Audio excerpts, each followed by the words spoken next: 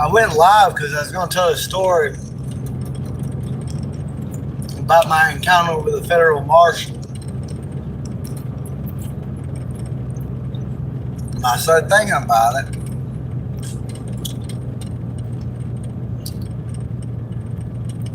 I think I'm going to save the story for another time.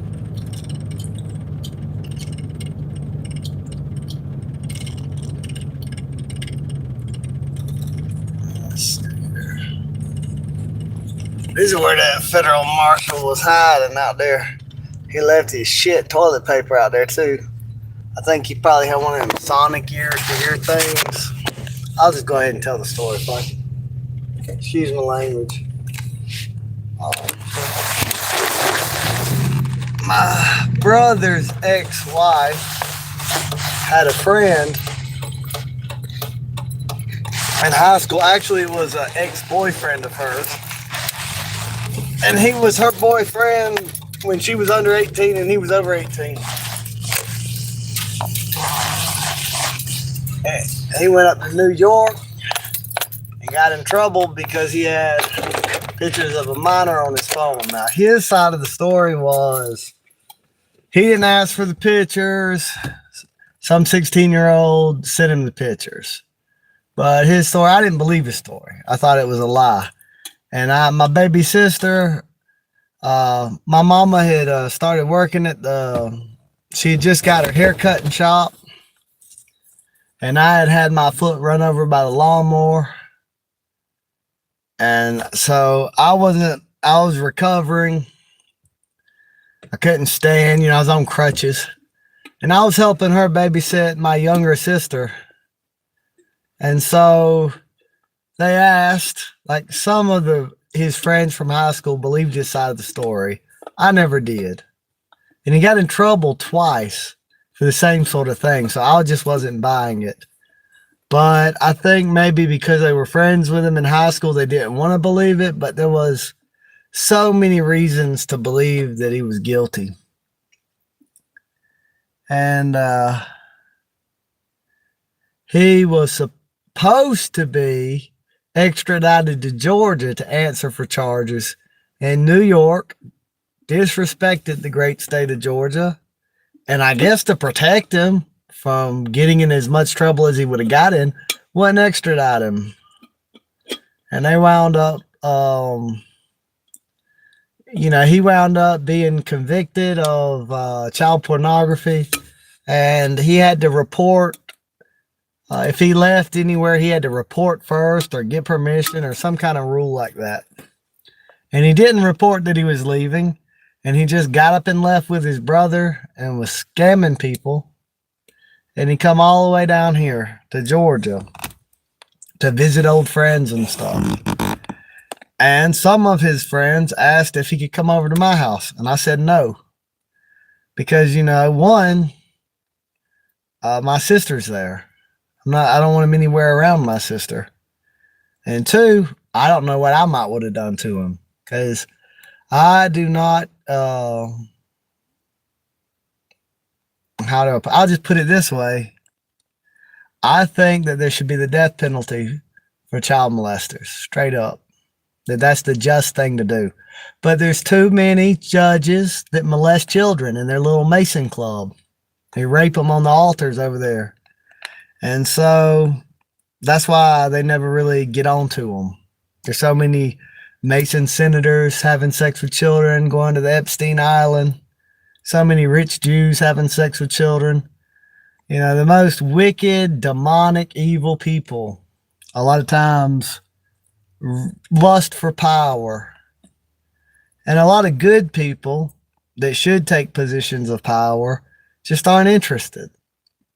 And then the most evil people wind up being the rulers. But back to the story.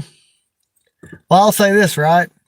If the federal marshal or anybody would have asked for my help and cooperation to catch him, I would have helped. So because he had been good friends or had even been the boyfriend of my brother's ex-wife, they had been talking to each other and he had visited her, and she had been hanging out with him, but not in my house because I wouldn't allow it. Well, she left, and I don't know, maybe they had their phones tapped, I don't know. But when my brother's sister would leave and go somewhere, I didn't ask my brother's sister. Hey, Dolly.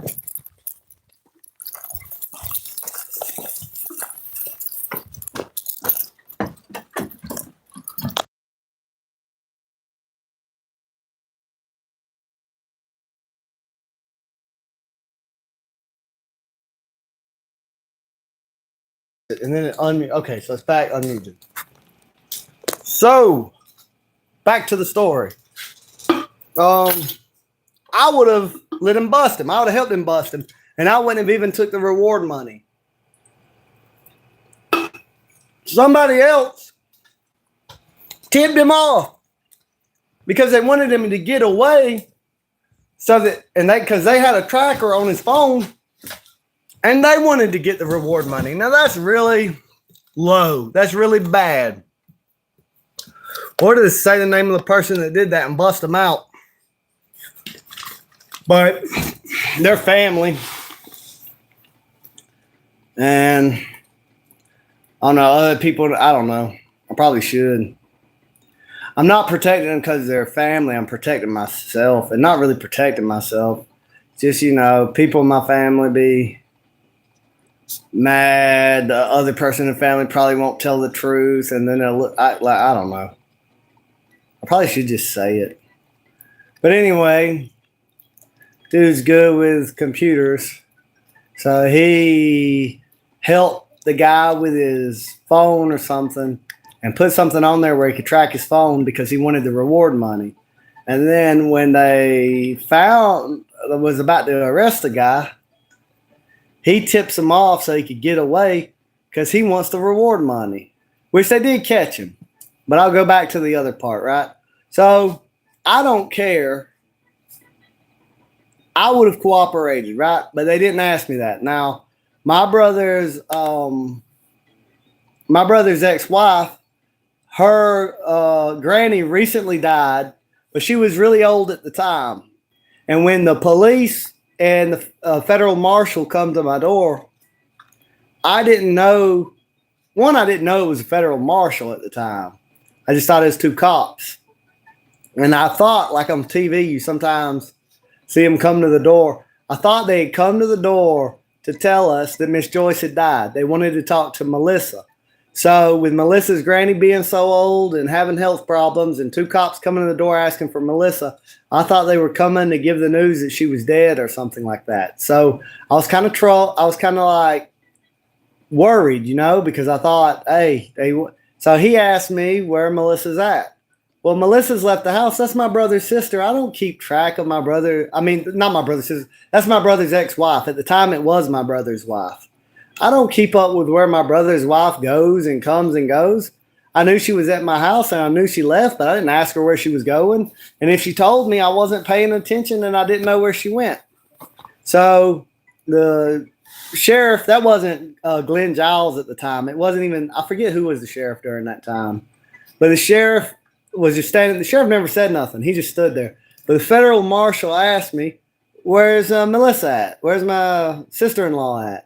And I said, I don't know, because I didn't know where she was at. And he looked at the sheriff. He said, he's lying. And I was mad because I was telling the truth. And I thought well, maybe they can't tell me that Joyce is dead. They got to tell Melissa. I still didn't know what it was about.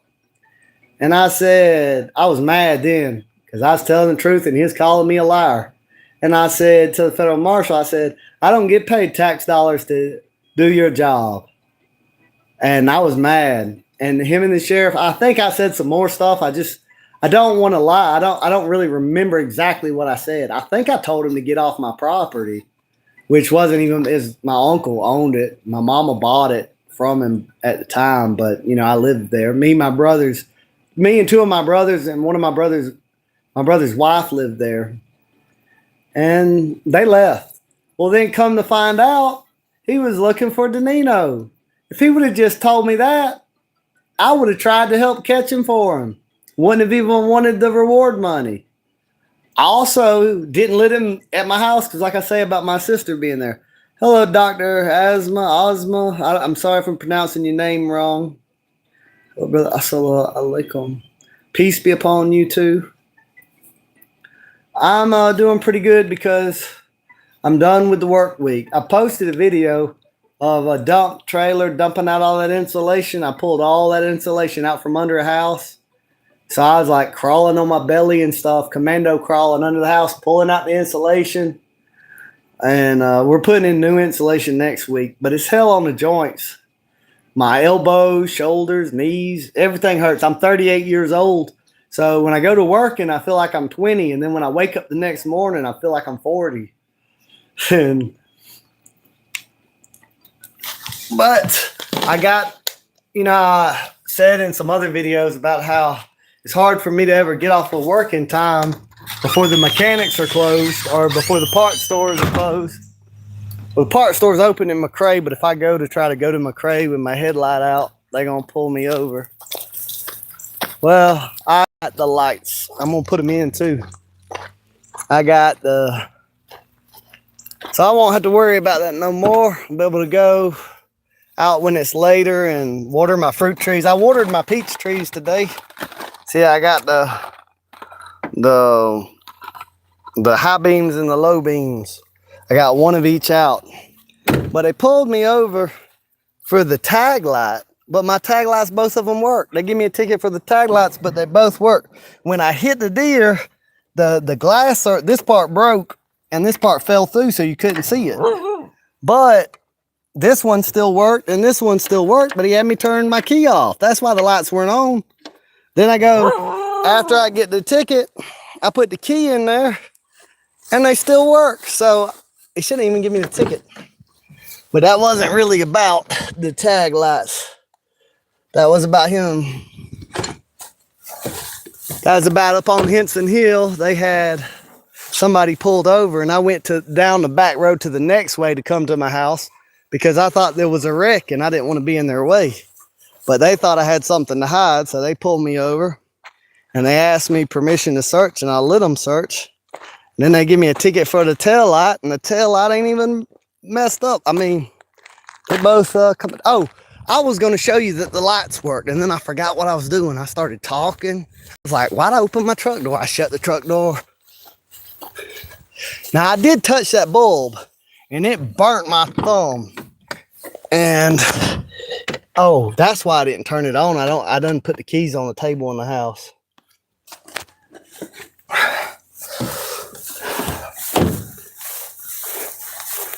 Well, this bulb looks darker now that I touched it, but it was working. I got a video in my phone where I just at the mechanic shop. Let's see here. Oh, this camera don't really show it. It burnt me a little bit. The bulb was hot.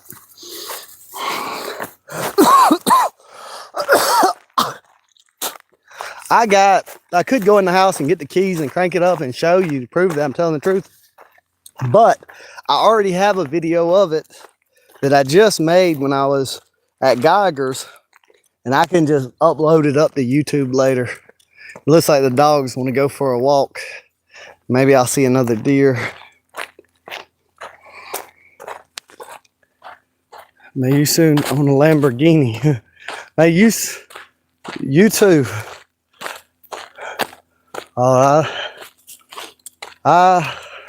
It'd be nice to have a Lamborghini, but I like my truck because, if we coming into the fall, it's about to be winter time, so it's time for me to buy more fruit trees and plant them, and I'm gonna have an easier time loading up peach trees and apple trees and all in the back of the pickup truck than I would in a Lamborghini.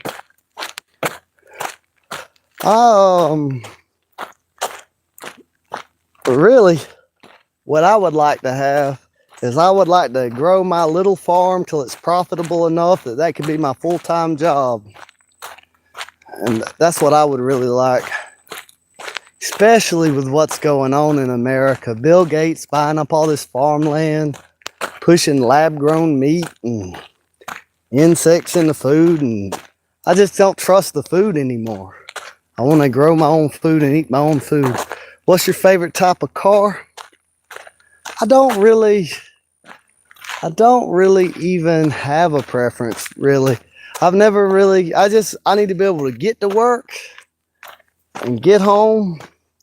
And I like to be able to load up fruit trees and fence posts and farm tool like shovels, rake, pitchfork. As long as it works, I don't really care what it is. But so I like a pickup truck. Where I live, it's good to have a pickup truck. The important thing is, sir. Now, if I was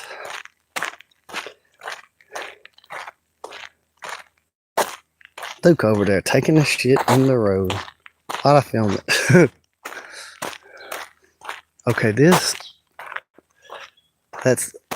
I was talking about that deer that was standing out in the field. This is the field. He was up under these power lines.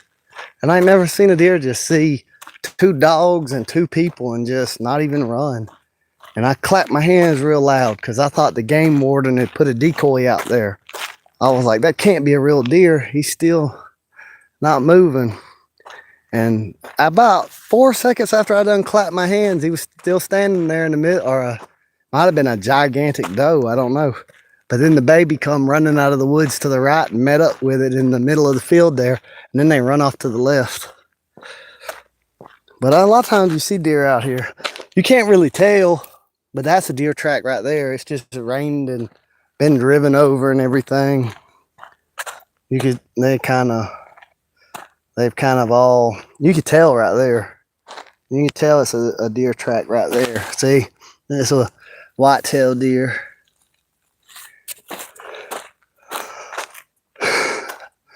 Oh, and I got some good news. I don't know if you know about this, but I quit smoking. In the last 4 days, I've been coughing up blood, but today I didn't cough up any blood. They said that smoking suppresses the cough reflex, and when you quit smoking, you start getting triggered to cough easier again. So I'd cough a lot at night and stuff. It's coughing up like 3 big old chunks of blood in the morning the first day, and coughed up a little bit of blood throughout the day. Then the next day, I coughed up some blood. And then about halfway through the day, I coughed up some blood. The next day, I'm just barely any blood. And then today, there's no more blood. So that's good. When I quit working concrete, oh yeah. Oh, I did quit. I know it's only been a couple of days, but I really don't feel any desire to go back to smoking at all. I'm pretty sure I'm quit for good. Do not want to smoke. I quit drinking when I was in my early 20s. I really didn't drink too long, but I did get addicted to it. And when I quit drinking, I had a lot of anxiety. And then I switched from drinking to smoking. And then I smoked for way too long. And I quit for a year. And then I went back to smoking. And then I smoked for probably another 10 years or so. And then I kept wanting to quit. And I kept quitting for 2-3 days, go back to it, quit again. Nobody believed I was going to quit. Maybe a few people. And I'd say, I'm going to quit. And they're like, no, you won't. And I'd be quit maybe a week or 2-3 days and then go back to it. But this time is different. This time is different because when I did quit, I really didn't get so stressed out about it. I really didn't get to it. I just, like used to, I'd keep thinking about wanting to do it while I was quitting. And I would keep having cravings, but I don't have any cravings. I don't. And I have been returning to God lately. It's just kind of hard to, just the way things are changing in the world. It's just hard not to believe that there is good and evil. You know, there is. I believe in God. I don't believe everything that people say about God is true. You know, I think a lot of people say God said this, God said that, and they're just lying. They said it, and then they put God's name on it to try to give what they said authority.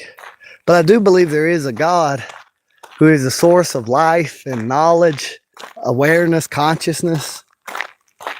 I believe that God created the universe, and I believe that God wants us to be good people, and He wants us to develop our character. He wants us to learn and grow up and develop over time and be the best that we can be.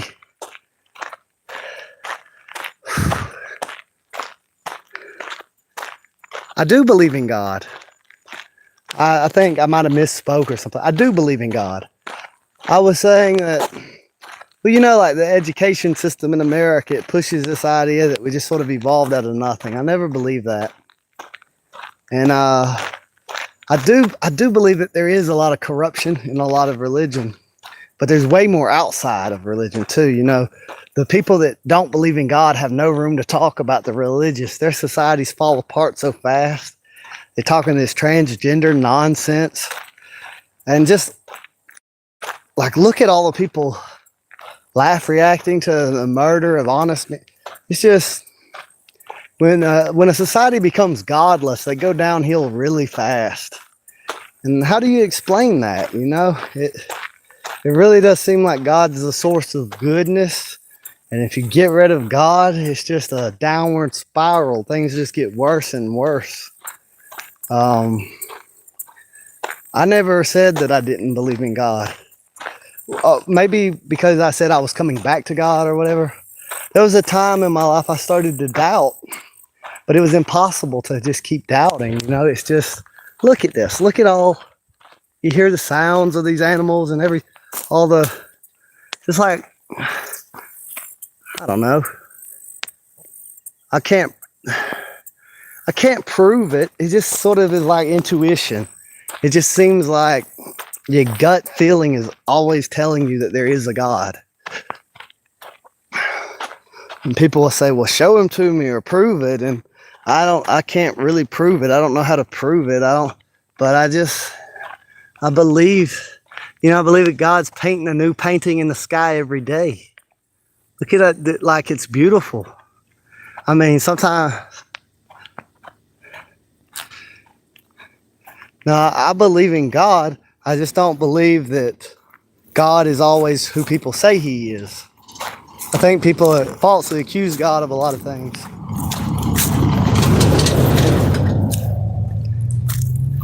Like sometimes people just feel like gaining more power and gaining more wealth. And so they'll want to go kill people and take their wealth. And nobody would be, you know, and so then they lie and they say, God told me to go do this. And I don't believe God told them to go do that. They just say He did. You know, I don't think God's saying, go kill every man, woman, and child. I don't think He's saying that. But I could be wrong. I don't know, you know. I definitely don't think that God approves of Israel's treatment of the Palestinians. I don't believe that at all. I don't believe that God would create humanity and then want one group of people to just so abuse another group of people. God is in the seventh heaven. He sees, hears, feels, and fulfills our wishes. If you do not believe in Him, your life will be boring and without a purpose. Yeah, I mean, I agree with you where you say, so how are you alive? How do you breathe? Who is your creator? I believe that God is the source of life. I believe that. I don't believe that I would be alive if there wasn't a God. I don't believe that I would have any knowledge.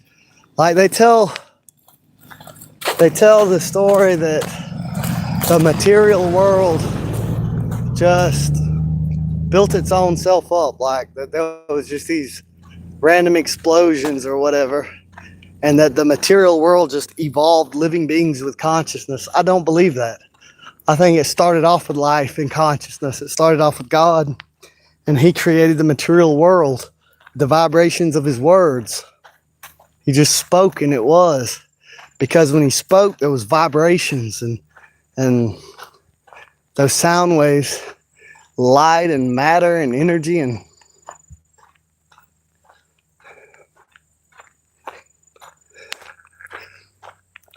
no, see, I'm 38 years old, and what I've believed has changed over those 38 years. And so I was speaking in the past tense. I was speaking about a period in my life where I was doubting, really in my from like 30 to 33, I suppose. And then I'm saying, here I'm 38, and I'm saying that I feel like I've been coming back to God. And it's like almost I feel like God won't leave me alone. Like in my heart, I had a lot of unforgiveness toward a few people. And I was angry with them.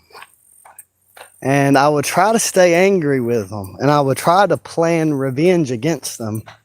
And then as I'm laying in bed or, walking around on the job site at work or wherever I am, it's like God begins to speak to me and say, look, I forgive you. You need to forgive them. And it's like he says, so you're angry with them because they stole your worldly wealth, or because they put what you've accumulated in life in jeopardy. But what's more important, your character development, treasure in heaven or treasure on earth? And then, and you say, well, these people falsely accuse me. And he says, well, they falsely accuse all the prophets, all the people that told the truth. Like you're really blessed that by doing good deeds, people want to falsely accuse. You know what I'm saying? It's like, I feel like, and I'm not hearing, like how I'm talking to you, I'm not really like hearing a voice. It's like these thoughts just come into my mind that don't seem like they're my thoughts. My thoughts are, I'm angry and I want vengeance.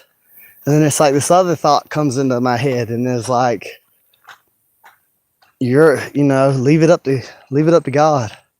Let that go. Let that anger go. Just keep living, keep building. There's beautiful things in life. Keep moving forward. Don't stay in the past. Don't worry about the past. Don't worry about that.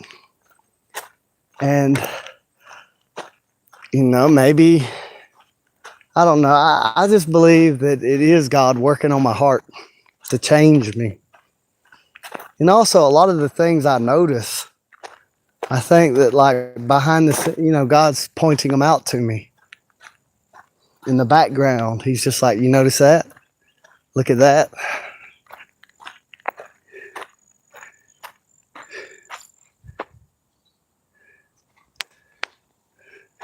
See, I don't have a very good service. So sometimes it tells me that no one's watching. It says one person's watching. And then the comments pop up. And it looks like the comments are a reply to what I was saying earlier. So I think you were leaving these comments and I just wasn't able to see them when there was like a delay between when you hit enter and when it pops up on my screen. And I'm reading them now. I'll read them out loud so everybody in the comments will be able to know what I'm reading. The first comment says, I'm just going to read them all. It says, hello, brother. Assalamu alaikum. How are you? And good luck. Hi. Nice truck. May you soon own a Lamborghini. What's your favorite type of car? The important thing is that it serves the purpose. It does not matter whether it shows off its appearance or its power. Mashallah, I think. Smoking destroys health. I hope God makes you quit. Nice. Try and don't give up. Why don't you believe in God who created you? Which I do. I do believe in a God. I do believe he created everyone. Like he created life. He's the source of life. If you disconnect yourself from God, you're disconnecting yourself from the source of life. And then he says, so how are you alive? How do you breathe? Who is your creator? And then it's like, I'm on the same page with you. I believe you. It says, everything around you is made by God. He hears you. That's a beautiful thing, really. God is in the seventh heaven. He sees, hears, feels, fulfills our wishes. If you do not believe in him, your life will be boring and without purpose. All these questions are answered in the Quran, my brother. I hope you get a copy and read even a little. You will find all the answers to your questions. And then the next time it says, He is Allah, the one and only Allah, the eternal refuge. He neither begets nor is begotten, and there is none comparable to him. So, there was a delay between me not having service and them comments coming through, but they've come through and I've read them. I was never ignoring if there was a delay in me responding. This dirt road, it doesn't get as good a service. And in certain parts of it, I'll lose service and then get service again. So like while I'm watching the video, it looks clear. And then sometimes I watch it and it looks like there's static and everything.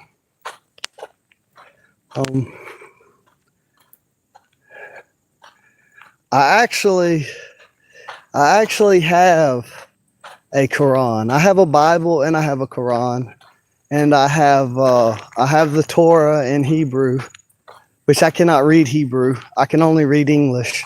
I have an English translation of the Quran. My girlfriend always applies for just all kind of things that are free online. And there was a free Quran. You could put your address in there and they'll send you a free Quran. And she filled out the thing and they sent it in the mail. And it come and really, I honestly think that's part of why I had so much trouble with the police. When they searched me, they saw the Quran, they saw the deer rifle, and they were like, oh, Lord, help, But you're free and God created us free, my brother. Thank you for listening. Well, thank you for reaching out. Now, I'm sure you've probably, I'll just wait. I'll do some more research before I don't want to talk too much about things that I don't know. I do,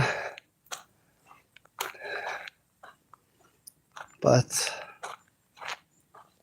I'm going to flip the camera around for a second and see. I wish you could smell what it smells like here. Like, I don't know what flowers are. It smells so good right here. Maybe it's because I quit smoking. I'm starting to be able to smell the flowers better and stuff. But it's just like a sweet smell in the air. And I don't really see any flowers blooming. I don't know what it is that's making that smell.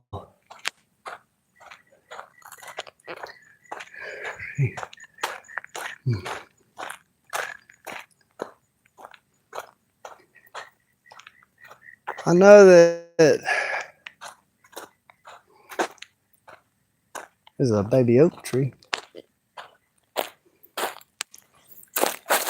See that? There's a really, really, really young oak tree right there. There's several different kinds of oak trees in Georgia. Some of them have a little leaves like a squirrel's ear. Some of them have big old leaves. And every year they make acorns, but it's like every 3 or 5 years they make a whole bunch of acorns. And if you boil them, you can get the bitterness out of them, and you can eat them. I used to have a chicken, only one chicken. I had a chicken that lived 12 years till a dog killed her, named Survivor. And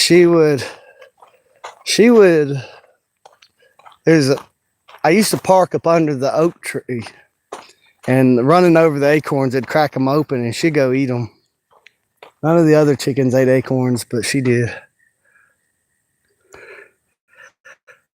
That's where that deer was. I don't know who owns that land under the power lines. I don't know if it's the power company, the government, somebody. I don't know who owns that land. But it would be a good place to deer hunt. Them deer have gotten too comfortable. They just stand out in the open out there. We didn't see them today, but there's a pine tree. Well, there's a lot of pine trees. That Storm Helene, that's why all these trees are all bent and twisted. It was an insane storm. Hurricane Helen had a lot of tornadoes everywhere, all over the state of Georgia. It caused so much damage. Pretty much any big tree got turned over. So all that's left is the little ones Now I got twisted up so the lumber ain't no good anymore. But we really did need a little bit more dead wood for the woodpeckers to build and animals to build homes in.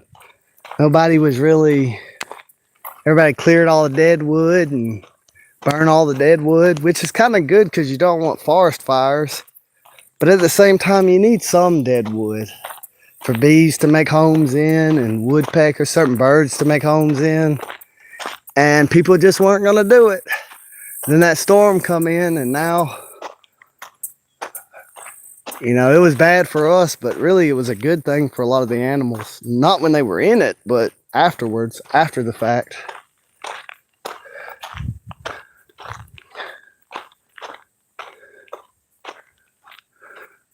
I think that people, a lot of times, they'll say, people who don't believe in God, they'll say that they don't see any proof of God. And I think the way it kind of works is, if you seek after God, then he starts to come closer to you. But if you're not even trying to find him, if you're trying to not see him and run away from him all of the time, he's not going to force himself on you. So to some people, God seems invisible and distant and not real. But I think that if they take a step toward God, they'd find him taking a step toward them.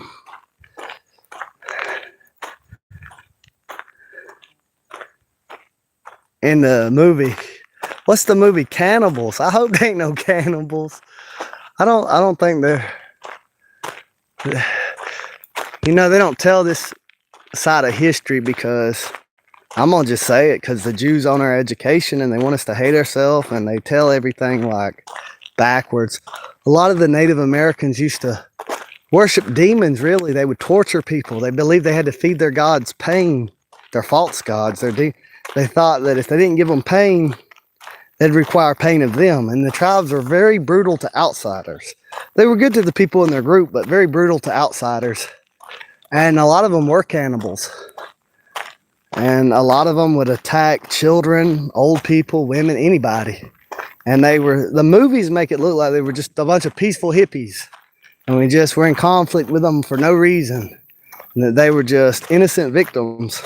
Not that they were always attacking each other and attacking us. And they lived by war. And then eventually they attacked somebody that they couldn't win a war against.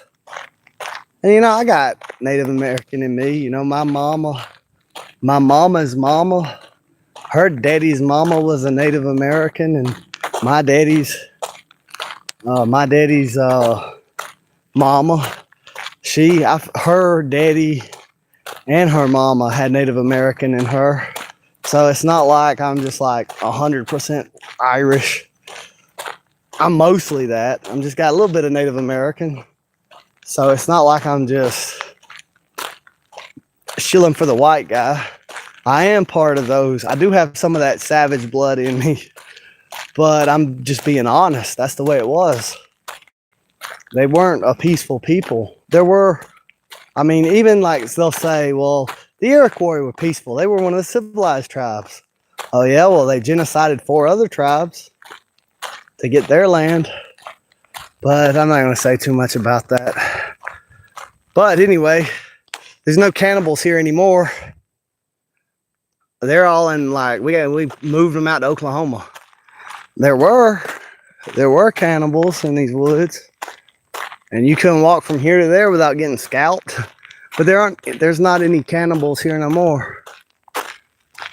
You'd probably have to go to Washington, D.C. to find some cannibals.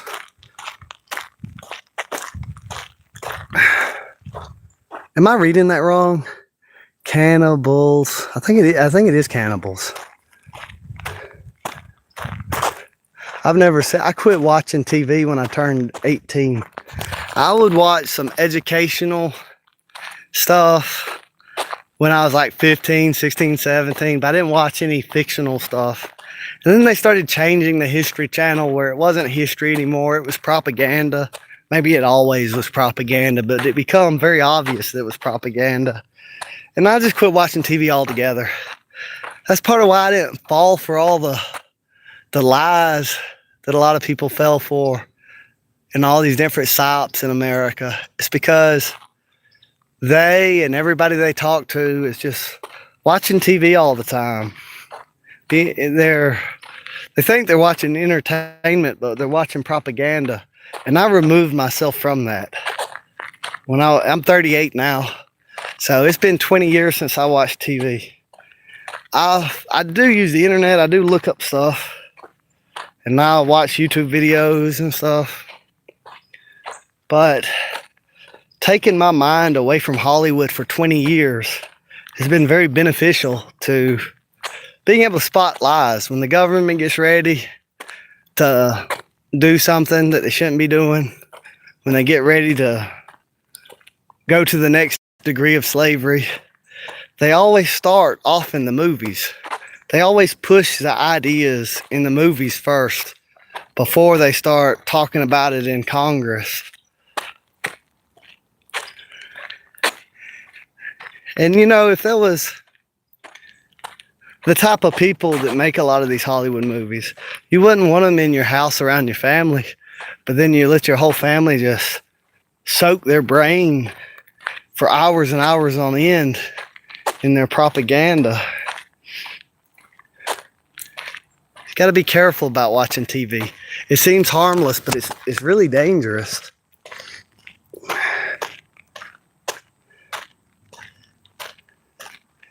Most of the people that make TV, like in Hollywood, most of them hate God. Most of them push for degeneracy. They try to normalize every evil. First, they try to make it look funny so people will let their guard down. Then they try to make the evil people seem like they're victims that are being oppressed. And then they start making it seem like you're bad for not tolerating and accepting evil. And little by little, they get people to accept things that under normal circumstances, no one would accept. Like this. Like, you know, used to, if anyone was a homosexual, they'd be ashamed of it. They'd be ashamed they called it, they had a term, coming out of the closet. Like when people would, you know, they knew it was twisted and sick and wrong. And now, like what I just said, people will say that I'm full of hate and that I'm the bad person. Hey, I hope they have children and grandchildren and that their bloodline doesn't die off. You know, it's not a good thing. There's nothing good about it. But in America, in my lifetime, I went and saw everybody be against it. And now half the country's for it. And how did it get that way? Television. They watch television. And then they put them ideas. When people are watching television, it's like their mind's almost hypnotized. And like, you ever heard the story of the three little pigs? Three little pigs. First pig built his house out of straw. Second pig built his house out of sticks. Third pig built his house out of bricks. The big bad wolf comes to the first pig's house. He says, let me in, or I'll blow your house down. He says, not by the hair of my chinny chin, I will not let you in. So the wolf huffs and puffs and he blows his house down. Now, I ain't gonna finish the whole story, but if you were thinking logically, you couldn't even hear the story. You'd be like, wait a minute, pigs don't talk. Pigs don't build houses. So you go ahead and you kind of turn off your logic and your reasoning for the sake of hearing a good story. And that your reason is bypassed for the sake of the story. And that's why television is dangerous. That's how they slip in them evil ideas. They get you to sort of relax on your logic and your reasoning for the sake of entertaining and hearing the story. And then they slip they didn't do it all at once. You know, when them Jews in Hollywood first started working to corrupt the culture, they didn't just come out on day one and try to push the exact opposite of all of our values. They went a little bit by bit, slowly, until everybody got used to it and didn't notice what was happening. And then 50 years go by, and we go from 85% of our brides being virgins and the 15% that aren't were widows, to where now less than 5% of women are virgins when they get married. And that's seen as normal. And it's not normal. And it's partly why the divorce rate's so high. No fault divorce isn't normal. You know, one parent single mom homes isn't normal. Homosexuality is not normal. Boys thinking they can be girls and girls thinking they can be boys is not normal. Obesity is not healthy. The society is sick and dying. And you know, it didn't used to be that way. And I wonder, had we never had them televisions, would it have ever got this way? You know, I don't blame it all on Hollywood. People paid to watch it. Both people are at fault. The people producing it and the people buying it. But, you know, and people knew, like, every time they pushed it to the next level, people would get uncomfortable. They'd walk out of movie theaters. Some of them would keep watching. They might say something about it. They might not like something that was in the movie, but they keep watching it anyway because they want to hear the whole story. And then before too long, they become desensitized. They can't feel what's good and evil anymore. They're numb to it. And they start just... I'm sad by it, really. I was born in 1987. I'm really saddened by the shift in the culture in America. Now, I know places up in New York and other places weren't like where I grew up at. Where I grew up at held on to traditional values longer than a lot of other places in America, but now it's everywhere. And it really saddens me. And it's really crazy how the people who advocate for decency and good values, good morals, are called hateful, are called evil. And then the people who support killing babies and abortion, the people who laugh when people get murdered, they say that those are the good people. I don't believe that tolerance is a virtue in it of itself. Part of being virtuous is not tolerating evil. And no. Since you're a foreigner and do not believe...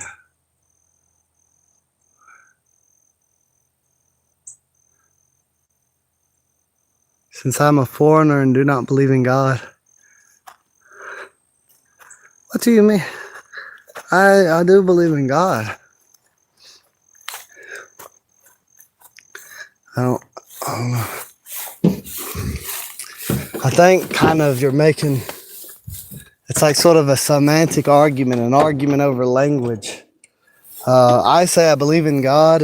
Say, well, I call God Allah, and you don't, so I don't know. I'm not...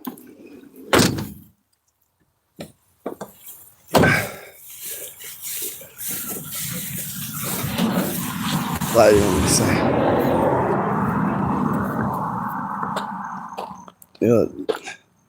You want me to say Ashhadu an la ilaha illallah wa ashhadu anna Muhammadan Rasulullah or something like that. Something like that. A little bit off, right? That's what you want me to say. And I'm not so sure, like they try to say that God cannot begot, but he can create a whole universe. I don't understand that. How are you going to say that God cannot begot and then at the same time say he can create the whole universe? Are you sure God can't? Are you sure God can't have a child? You think he can't create a child, but he can create the whole universe? I'm probably misunderstanding what you're saying. I don't really understand what you're saying. Maybe I'll get there one day. Or maybe you'll get there one day. I don't know. But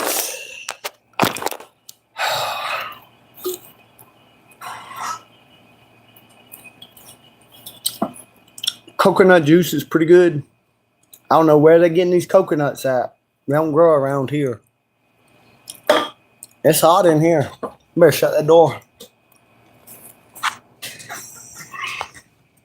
I don't really remember And it's like let's see, Ashadu Allah, something like that. Ashadu an. Nah, I know I'm not getting it right, but it's something similar. Ashadu an la ilaha illallah I don't remember. Rashulullah. I speak English. I don't really know the Ashadu an la ilaha illallah wa ashadu anna Muhammadan Rasulullah something. I don't know. But I'm not going to argue what I don't know. So I really don't know. But I am going to say this. If God can create the whole I'm going to ask this question. If God can create mankind and God can create the entire universe, how is it that you say that God cannot begot? You know, because here's another thing that was said by John. John said, in the beginning was the Word, meaning the Word of God. He said, in the beginning was the Word, and the Word was with God, and the Word was God. And the same, here, let me show you. I'll show you. See, I wrote it down. So we say, this is what John said. He said, in the beginning was the Word, and the Word was with God, and the Word was God. He was in the beginning with God. All things were made through him, and without him, nothing was made that was made. In him. Now I'm going to stop. I'm going to come back to this, right? So the Word of God was with God in the beginning, and nothing was made that wasn't made without the Word of God, right? So how did God create? In the beginning, right? Bereshit bara Elohim. In the beginning, God created. What does he say? He says, let there be light, and there was light. So through God's Word, he creates. Through his Word, everything was made. Nothing was made without his Word. So, and that's how in creation, how it goes. God says, let there be light, and there's light. He says, let there be trees, and there's trees. He just speaks, and things are made by the power and the authority of his Word. He says, in him was life. The life was the light of man. And the light shines in the darkness. And the darkness did not comprehend it. The darkness did not understand.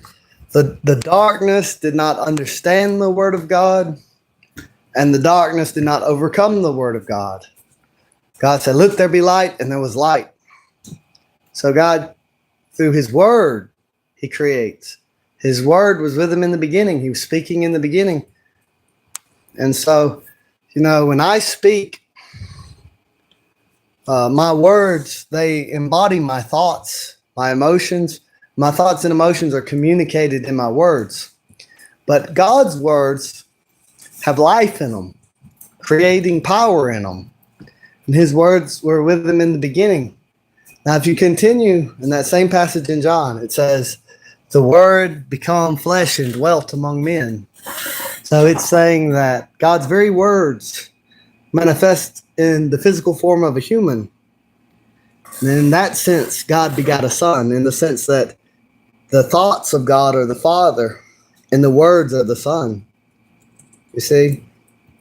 So we have sort of a disagreement here. I wouldn't even say disagreement. I would say I'm being told two different things. On one hand, you're saying that the same God who created the whole universe cannot begot a son. And then John, or Yochanan, who followed Jesus, or Yeshua, or how do y'all say? Y'all say Jesus a different way. You say, I don't remember how you say it, but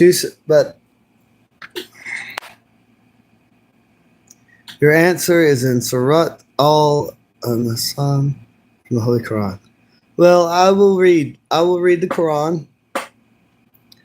I will read the Quran, and I will read Surah Al-Insan. Is that a chapter in the Quran?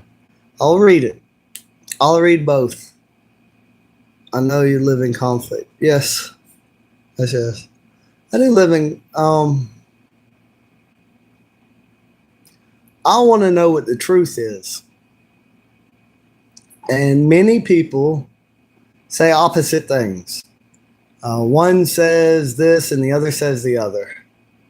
And so I want to know what the truth is. Now, I will say this though.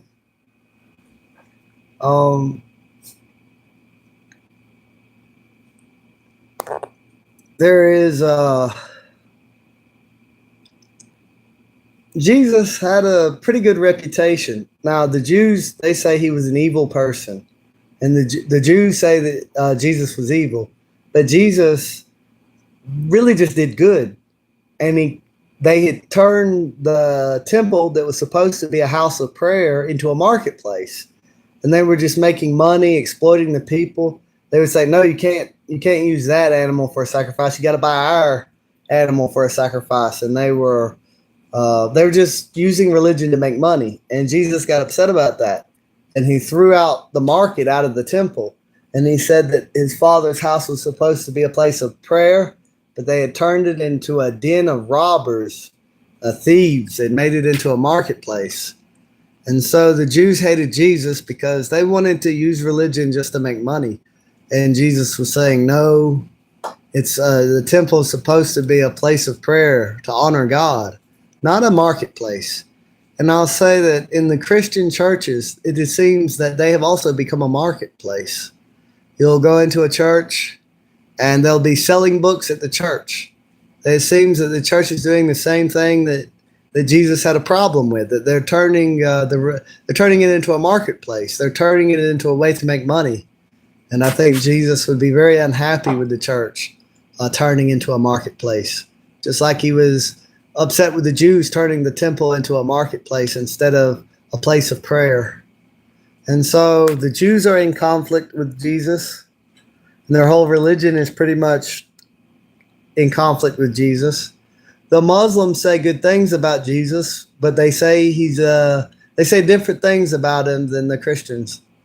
And the Jews, the Christians, and the Muslims, they all say that God created the universe, but they disagree on things. They disagree on who his chosen people are. They disagree on who Jesus is. They disagree on a lot of things. And I suppose that when we meet God, we'll really find out, but it would be nice to find out before then. It'd be nice to go ahead and live according to the truth, and have the benefits of living by the truth. I do wish that we could stop all these brother wars. I do wish that we could stop fighting each other and then we could live in peace. But some people, you can't really just have peace. You know, there's some people that just, have you seen the 21? I have not seen the 21. And when you say, have you seen the 21? Is it a movie called The 21? A book called The 21? Is it a group or a political organization called The 21? She said, I wish I had died before this. Here a miracle happened. God was giving her food. She shook the trunk of the palm tree, and many dates would fall down for her. And when Jesus was born. It's a short film on YouTube. All right, well, I'll write that down so I can watch it later. And then to Dr. Ozma, when you're talking about, the 21 martyrs slaughtered by ISIS. I heard that. Okay, I will watch that, but I want to say something about Syria because I paid attention, right? I remember in America, they told us that the leader of Syria was gassing his own people. And then they said, oh, it's a lie. We found out it's a lie. It's fake. And no one believed it. And then 10 years later, they say the same thing and everyone believed it and had forgotten that they had already done this before. And I noticed something about the leader of Syria. The people of Syria had their own national bank. It wasn't a Jewish Rothschild bank. And I noticed that America funded ISIS. America give money to ISIS and to other groups too. They give groups money to pretty much anybody that would fight against Assad in Syria. And what I noticed is when the Syrian government fell, Christians were slaughtered by all kinds of different groups. I noticed that Christians were safer with Assad than after Assad. And I noticed that the groups always, every single time, whether it be Iraq, whether it be Libya, whether it be Syria, whether it be Somalia, wherever it was, as soon as the government fell, they received a Rothschild central bank every single time. So I don't believe a lot of what the news says about these Islamic countries. I do know that Christians get killed by Muslims. I know that Christians get killed by Hindus. But I also, I know that everybody's killing everybody. I don't know to what degree, who is killing who or whatever. But I do believe that there are violent people, very violent, hostile, and hateful people in the Middle East. But I don't believe that's everyone in the Middle East. I do believe that we're told that these are a bunch of evil dictators, but I don't really believe that it's quite the way they say it is. I believe that we're told we're spreading freedom, but we're really spreading slavery. No one believes they're spreading slavery or they wouldn't be doing it. But we topple these governments. We kill sometimes 20% of their entire population. And the first act of their new puppet government is to have a Rothschild bank. And I find that suspicious. I believe that America, at its very founding, that the Jews infiltrated America through the Masons and actually were part of founding America. There was a secret alliance between the British royals and the Jews. And they overthrew all the Christian kings and got Rothschild Jewish banks. And then they started overthrowing all the Islamic kings and getting Rothschild Jewish banks. And I think that the Jews are trying to build a one world government to enslave everybody. I know that's not a popular opinion. I know a lot of people don't believe it. And a lot of people will call me a leftist when they find out that I support Palestine or I don't believe in all these regime changes. But I am a conservative. I'm a financial conservative. I believe in a free market, not capitalism. I'm socially conservative. I do not believe in abortion. I do not believe in homosexuality. I believe in family. I'm a conservative. I am not a liberal. But a broken clock is right every now and then. And the liberals, sometimes they're wrong about almost everything, but they are right about the conditions of Palestine. I know that everybody idolizes Israel like it's some sort of god or something. I think Israel can do no wrong. But Israel was pretty much founded by the Rothschilds, pretty much sucked money and wealth away from America to build it. And they're not good people, I don't think. And I know that I lose a lot of subscribers over that. I know a lot of the people get mad. I'll have people, they like me, and then they hear me say something like that, and they unsubscribe, they leave and whatever. And then Muslims will like that I say that, but then they won't like the other things that I say. And I don't know if all the things that I say are true, but if some of the things that I'm told are true, then that's why I take issue where I take issue. But you pretty much hit the nail on the head. Highly recommend it. Okay, so I thought that maybe you're about to get mad at me and you agree with me. I will watch about the 21 martyrs slaughtered, though. It is a well thought out plan because they hate Islam, my brother Paul. The Talmud. Jews are not allowed to tell non-Jews what the Talmud says. The Talmud says that there's a death penalty for a Jew that tells a non-Jew what the Talmud says. And the reason it gives is it says that if the non-Jew knew what the Talmud said, they'd kill all the Jews. So that a Jew telling a non-Jew what the Talmud says, it's as if he killed all the Jews, and that's why he has a death penalty. But I think that they're projecting. They're making an assumption that's not true. Because I can know everything that's in the Talmud and still have no desire to kill Jews. I can just live apart from them. I can just not do business with them. I can just not trust them. I can be aware of what they're up to. I don't have to go on some killing spree or nothing. But they believe that if you slap a Jew, you're supposed to be put to death. But if a Jew kills a non-Jew, there's no penalty. And they believe that it's okay for the Jew to steal from the non-Jew because they believe the non-Jew is property of the Jew. They also say that the non-Jew doesn't have a soul. They also say that the non-Jew is an animal. They also say that the non-Jew is cattle.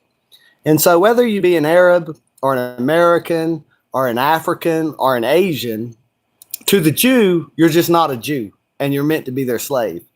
And I notice that a bunch of Jewish media is always trying to magnify any type of division that there is. They're always trying to work to divide everybody against each other. And at the same time, they're working to conquer the world. They're trying to put a digital tattoo in people that will track all buying and selling, that they can put programmable money on, that they can turn off if you're outside of your zone. They've got the Agenda 2030 plan, and non-Jews can just read the Talmud.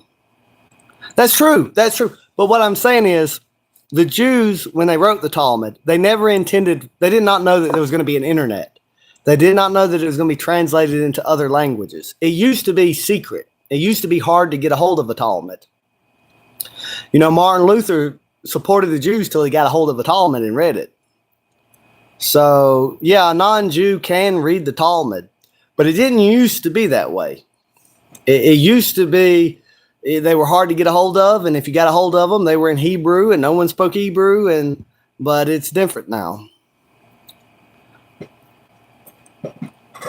ISIS is a weird situation because they say they're Muslims, and they want an Islamic state. But at the same time, they're funded by American money, and the Israeli Air Force does airstrikes for them. So I don't know what ISIS is. You know, I don't know. You know that the British Special Forces used to dress up like Arabs in Iraq. And they would go, Americans arrested the British because they thought they're terrorists, right? The British would dress up like Arabs and they go shoot the Shiite Muslims or Shia Muslims. And they'd dress up like the Sunni. And then they'd dress up like the Shiite and go shoot the Sunni. And then there would be revenges back and forth. And the Sunni and the Shiite, they'd be killing each other and fighting each other. And American soldiers would sometimes capture these British thinking that they were Sunni or Shiite Muslims and figure out that they were British Special Forces. And they're like, why are you doing this? You know, we're trying to have peace here. Why are you doing it? And they're like, we're getting them to kill each other. And so sometimes, you think it's Afghanis or Saudi Arabians and it's CIA. Sometimes it's MI6. Sometimes it's Mossad. And sometimes it really is the Muslims. There are Muslims that really want to conquer the world too. Just like there are Catholics that do, just like there's Jews that do. But a lot of times, if you're watching it and it's on the news, if it is the truth, it's out of context. If it is the truth, they're trying to mislead you. Mostly it's lies. Mostly it's distortions. And you cannot be quick to accept anything you see on the news as being true. You need to really look at it and examine it. God sees all of this. He only gives respite and does not neglect. He leaves them to do this until the consequences are severe. Haven't you seen the city of Pompeii in Italy? They were committing sins. That's a great point. And that, yes, they were. You know, they're frozen in time with their sins laid bare before the world. You see a lot of, people doing homosexual acts frozen it like a stone. The volcanic ash has petrified their bodies. It was a very wicked city. And there were sort of warnings that the volcano would go off. And people should have known to get out of there. But it was a city of sin. It was a place to have cheap drugs, cheap sex, and a lot of the people, even pagan Romans, when it happened, they said it was the judgment of God. They believed that it was punishment for the wickedness of that city. Same with Sodom and Gomorrah. They were all turned to stone, and now everyone is using the city of Pompeii in Italy as an example of disobedience to God's commands. Are you okay? Stop global. Okay. I'm nearsighted. I didn't have my glasses on, so I was just bending down so I could see the comments to read them because they're at the bottom of my phone. I'm okay. I am going to watch. I need to write this down because I don't have as good of a memory as I did when I was in my 20s. And if I don't write it, I said I was going to watch it, so I'm going to watch it. I don't want to make myself a liar. But I need to write down and a reminder for me to watch this thing so that I will watch it. What is this? Where did this come from? I don't need to get distracted. I need to write this down. And it was called 7 something. 21. It was called 21. 21. No. Where is it? Let me scroll down. Have you seen? It's called The 21. So put me a note. Watch the 21 on YouTube. I will do that. And that verse about Dr. Ozma, I'm sorry if I'm saying your name wrong. You said some kind of verse about dates or figs or something falling from a tree. Where is that taken from? What book or verse or I've never read that before. Where you say she shook the trunk of the palm tree and many dates would fall down for her. And when Jesus was born. What verse is that? What book is that from? I would like to read that. If you can tell me where that's at, I'll read that as well. They always make nonsense about politics. It's a well thought out plan. Which God sees. Okay, I read it. Are you okay? Oh, wow. I thought you were 12. 21. No. I'm 38 years old. I was born August the 20th, 1987. See, I got some gray hairs in there. There's one. See, I got gray hair. My hair's thick, but it's graying. It's turning gray. I don't know. In this lighting, if the sun shines on it, you'll see more. Oh, you can see some gray hair. If the sun was to hit it just right, you'd see a lot of gray. I'm not 21. I can send the link if you want. That'd be cool. Thank you. Oh, that's white. It's the fluorescent light. Is it the fluorescent light? It's not sunlight. That fluorescent light is making it look more white than gray. Or maybe it does. It kind of looks more silvery in sunlight. Do you want to complete the story of Lady Mary? I do. I do want to complete the story. What are you talking about? What?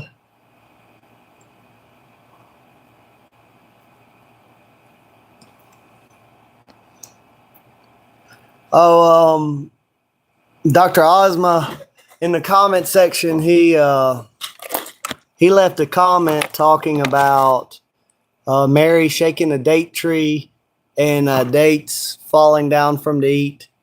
And I've read the whole Bible. I know it's not in the Bible, so it's got to be in the Apocrypha or the Quran or maybe a Gnostic Gospel or something. I don't know where it's at. So I'm saying that if you'll tell me where it's at, I'll go read it. And another person had told me or asked me to watch a documentary called The 21, and I said I'd look at that as well. So I wrote those things down. I can probably search and find the story that he's talking about the palm tree. Because, I can probably do a Google search and something come up and I'll find it and I'll read it. He's an imposter. What do you mean he's an imposter? Dr. Ozma is an imposter. What do you mean he's how's he an imposter? What do you mean? An imposter is someone who pretends to be something they're not, right? So what are you saying that he's not a doctor or something or what? I don't know. Like, how do you know him? Or are you just saying, let's vote him out? Vote who out? Respect yourself. Stop global warming. Yeah. Or not stop global warming. Stop global warming. No, you don't know him? If you don't know the man, how can you say he's an imposter? I mean, I'm not saying you're saying you don't know him, but I'm saying to stop global. Is it warring? It's WORG. I don't know how to say your last name, but the stop global some word is saying that Dr. Ozma is an imposter, but Dr. Ozma is saying that he don't know the other guy. And then, I mean, I guess I'm just not in that. I don't know anything. I don't know. He's just a barking. So, I agree with Milton.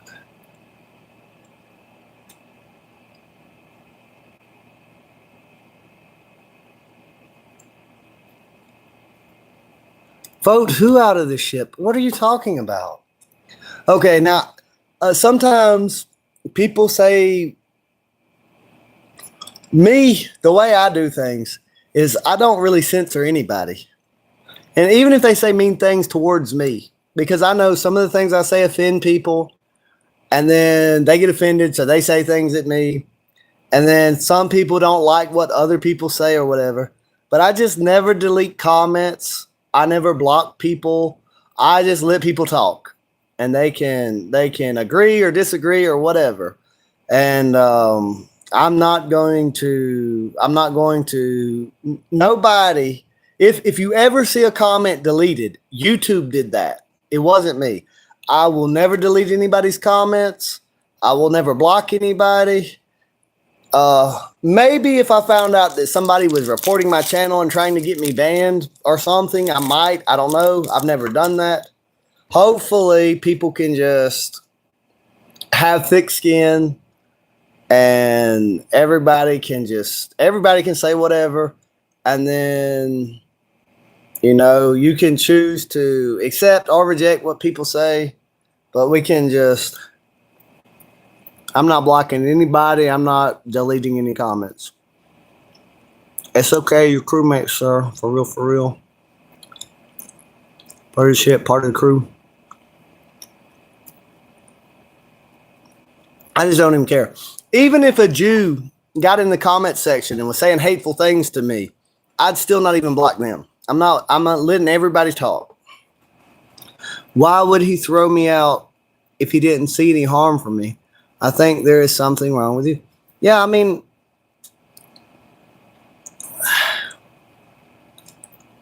because I saw you vent 3 times in a row. I don't know. I don't know. I don't know. I'm gonna go for a walk again. I'm gonna go outside.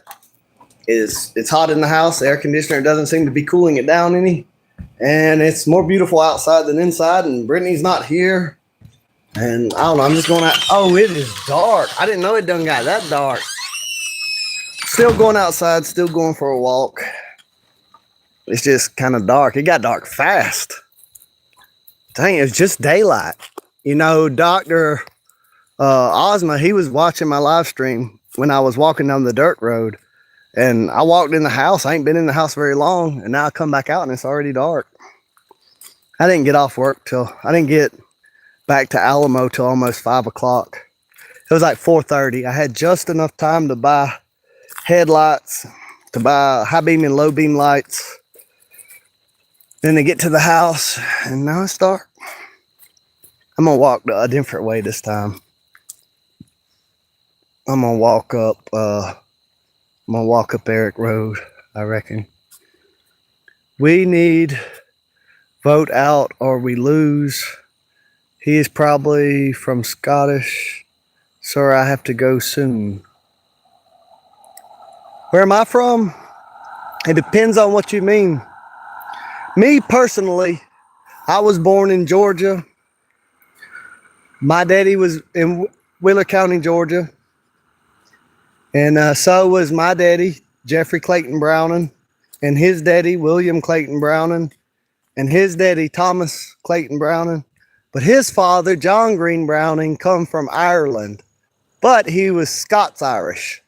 The Scottish, for religious reasons, some of them wound up in Ireland. And then they lived in Ireland for a while. And there was the potato famine. And the British were heavily taxing us while he was already starving. So he moved to America. He come to New York. But he didn't stay there very long. You always go to New York. Back in those days, that was the port of entry. And he with Thomas Clayton Browning, he moved to Wheeler County, Georgia, and we've been in Georgia ever since. So where am I from? I'm from Georgia. My fathers are from Ireland, but before that, they're from Scotland. And before that, they were all over Europe, but the Romans, I'm ashamed to say, they really kicked our ass. They really drove us out. They really pushed us out into the British Isles. And then they kept on us pretty hard, taxing us and everything, till finally we just left from there too, come to America. But now America is getting so, sometimes I feel in my heart like something saying, leave, get out of this place before it's too late. Like, get away from this place. And then it's like, I've always lived here. All the people I know are here. I farm here. I want to see my trees grow. I gotta answer. Reconnecting. Is it muted? It's reconnecting. Is it muted? It's not muted. All right. Brittany called me and said she's coming home and everything, so I had to take that phone call. But I'm still here. So let me see. Hey, Paul. Hey, Ravenheart. How you doing? Hey, Raven.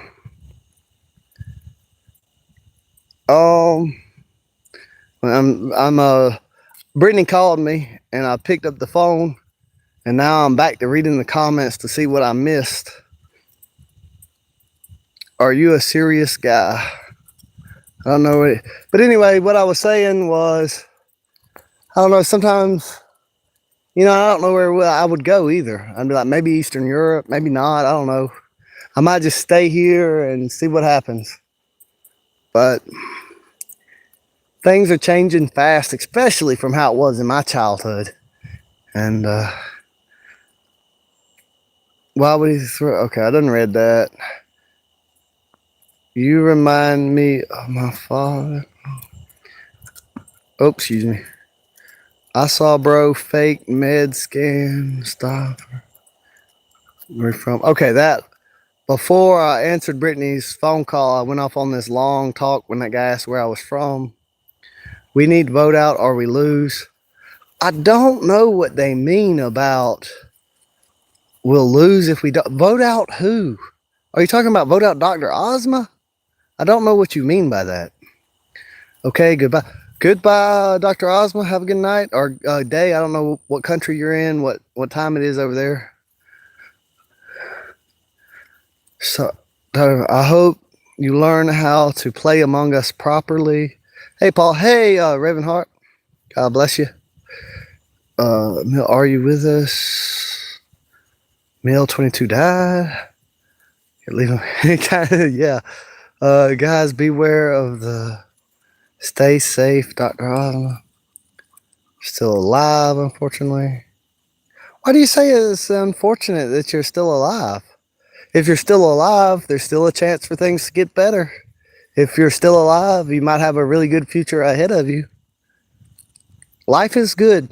Even when it's not good, remember that it doesn't stay that way. Life has its ups and downs. Don't despair, brother. Dr. Ozma, bro, he's a spy? We're just trolling poor Paul at this point. He's a spy? Well, you know what? I've made it really easy for the spies, if there are any spies. I'm not saying he's a spy. But what I'm saying is, if someone was a spy, like I really post everything on social, between Facebook and YouTube, You wouldn't even have to spy on me. I'm not really keeping secrets, you know. I'm not really, it's probably not very smart of me, but if anybody wanted to find me, it'd be pretty easy. I'm not really hiding.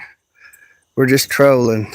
Well, you know, if you are trolling me, I deserve it. Because I'm going to tell you, back when I was in high school online, I secretly do a little trolling myself. Not anything too mean or nothing.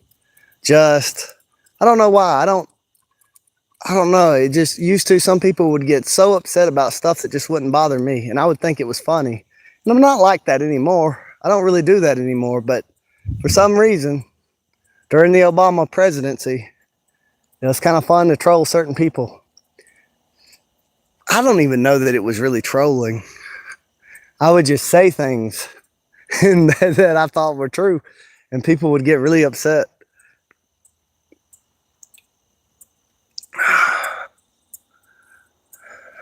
I was going to walk all the way to that hill, but the body has limited me. I'm feeling like I got to use the bathroom.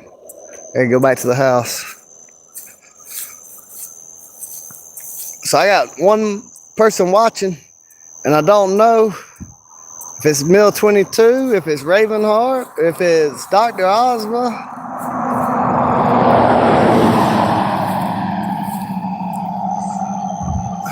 Ow!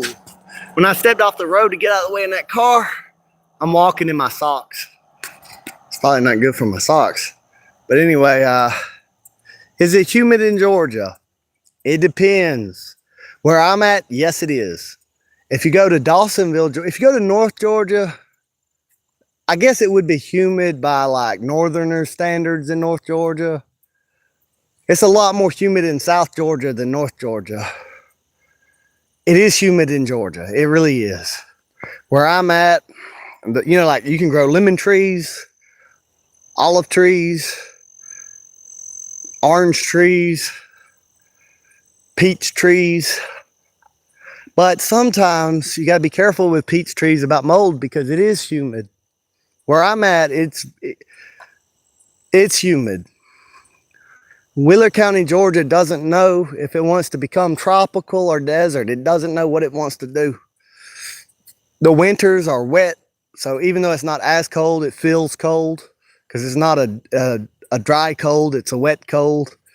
And the heat, so I've said before, my dad was in the Air Force. We moved around, and I was in San Antonio, Texas, and people would say it's 100 degrees. But you know, in Wheeler County, Georgia, 70 degrees feels hotter than 100 degrees in Texas because Texas is a dry heat, and your body cools down by sweating, and the wind, you know, the sweat evaporates off of you. It has an air conditioning effect, but the humidity in South Georgia is such that there's already water in the air. And so your sweat can't really evaporate off you as efficiently. And so it's just hot. It's hot. It's hot like a shower or something. Like you take a hot shower and there's all the steam in the bathroom. And it's just, I mean, it's not that humid as that, but it is. I took way too long to answer that question. Yes. I could have just said, yes, it is humid in Georgia. But it is significantly more humid south of Atlanta than north of Atlanta. Wear shoes. Socks are expensive. I had tenants. And yeah, normally I'll just pull the socks off and walk barefoot if I don't want to put the shoes back on. But my feet hurt, and walking barefoot almost feels like my feet are being massaged. But I shouldn't waste the socks. But Brittany, and I should not waste the socks. But Brittany has gifted me so many pairs of socks. And I guess that's why I'm not really, like, she gives me, I've got all these socks with different cartoons on them or different brands on them or all kind of different socks. She used to work at a thrift store, and the woman couldn't really afford to pay her.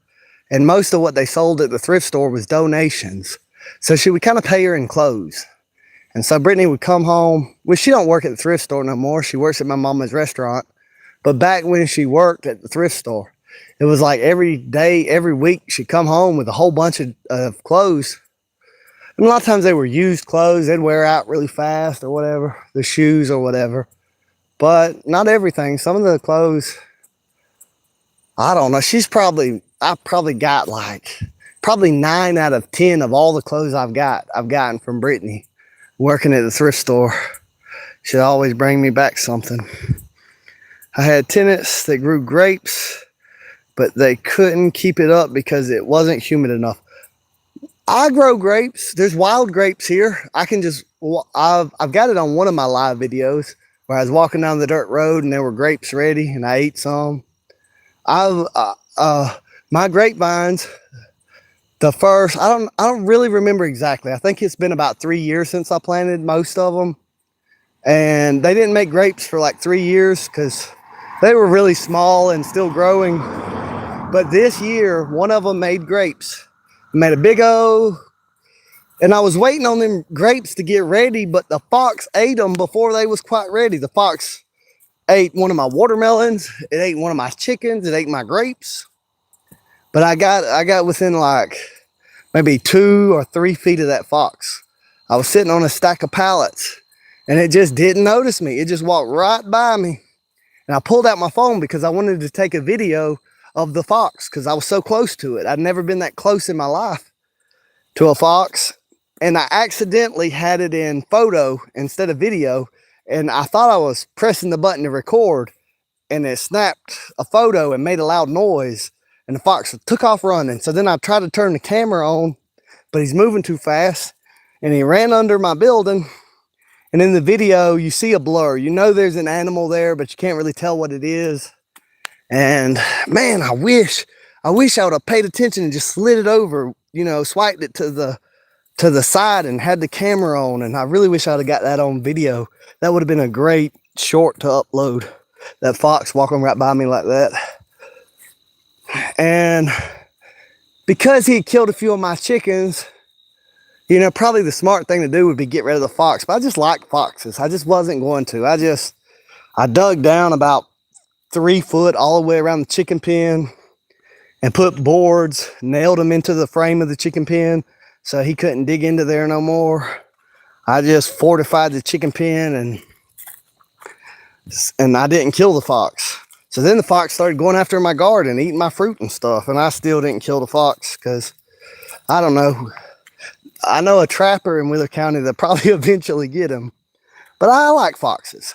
You know, most dogs are not monogamous, but foxes are. Foxes pair up and they stay together like a family. The male fox and the female fox, they stay together and they have children and they go hunt together and bring food to their children. And then their children grow up and get their own territory. And so long as neither one of the male or female foxes dies, they'll stay together right on for life.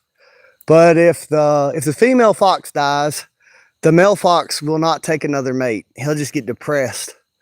But if the male fox dies, the female just gets another fox. Male foxes are better at hunting than female foxes. And so part of it's for survival.